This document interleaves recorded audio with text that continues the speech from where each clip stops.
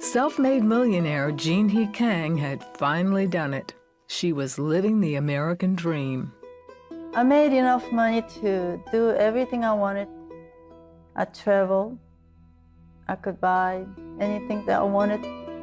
But ultimately, there was something missing. Growing up in a small South Korean village, Jean He longed to be more than a rice farmer, like her parents. Her father, a gambler and alcoholic, abused his wife and their 5 children. My father was never around when we were growing up. It was all on my mom. And whenever he came home at night, he'll start beating us. I was thinking we were the trouble for him. Feeling as though she were a burden to her parents, she tried to prove her worth by being a good worker. Ever since I could remember, I helped my mom to lessen her sadness because my dad was never around to help her. And I thought that would have been good enough for her to consider me as a good daughter. Often, Jean He prayed to God for a better life. I used to pray to him to feel sorry for me and give me some more food. Well, help me run away one day. That kept me going because I knew that I didn't belong there for some reason, and I was getting out. In school, she studied hard, believing education was her ticket to a better future in America. But when she was 16, her parents heard a false rumor that she'd kissed a boy. Her father slapped her and called her a whore. Her mother offered no defense. I didn't deserve it. I was looking at my mom to help me here.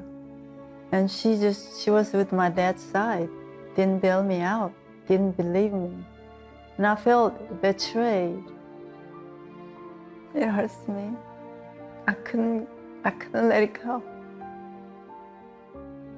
To get back at them, she started rebelling. A few months later, she got pregnant and had an abortion.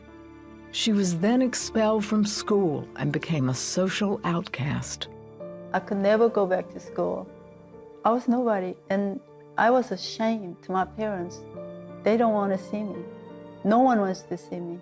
And I said, even God is not here to help me. I was totally hopeless.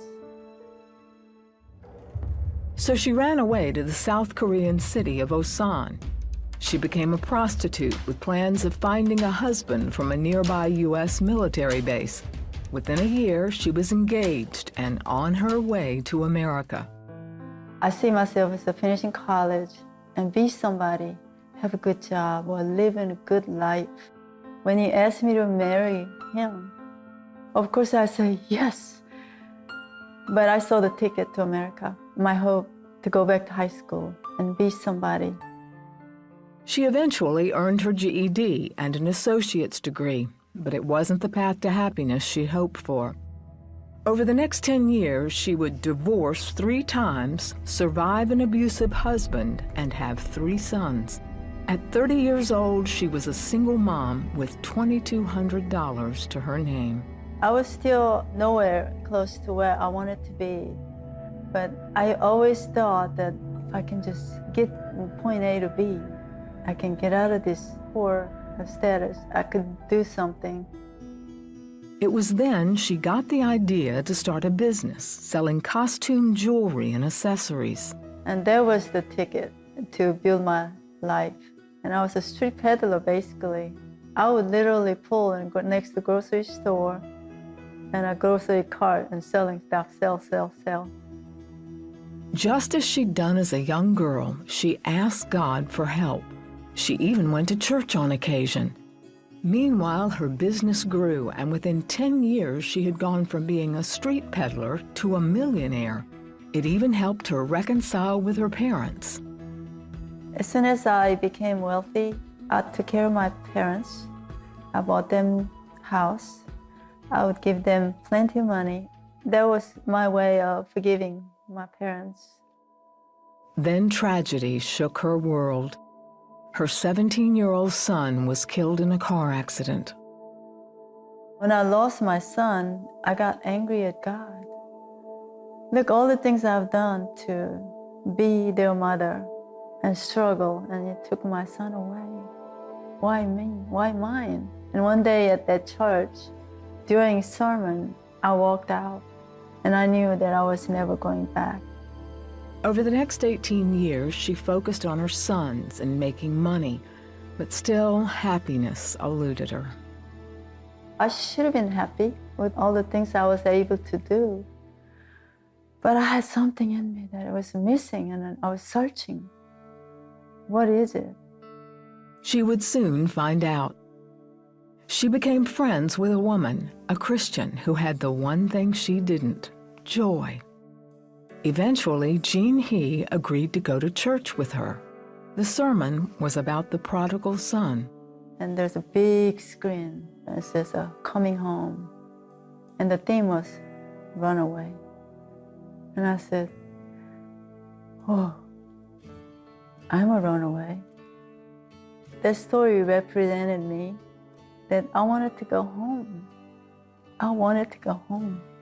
And where is the home? And it wasn't Korea, it wasn't my mother, it wasn't my father. It was God that I was missing. I said, I want to be God's child. She realized happiness and a sense of self-worth didn't come through riches or achievement, but through Christ's love and forgiveness. The love that He had for me, that I cannot buy, it was only that God can give to me. I was only able to see His goodness when I opened my heart to Him and accepted Him to my heart. Every moment that I was facing, the darkest moment, the broken spirit, He was there. At age 57, Jean He earned her bachelor's degree, fulfilling a lifelong dream. She's grateful and amazed at what Christ did for that little village girl praying for help. That God that I used to pray is the same God right now living in me. And that's what's so special about knowing God. He never gave up. And He wanted me with Him.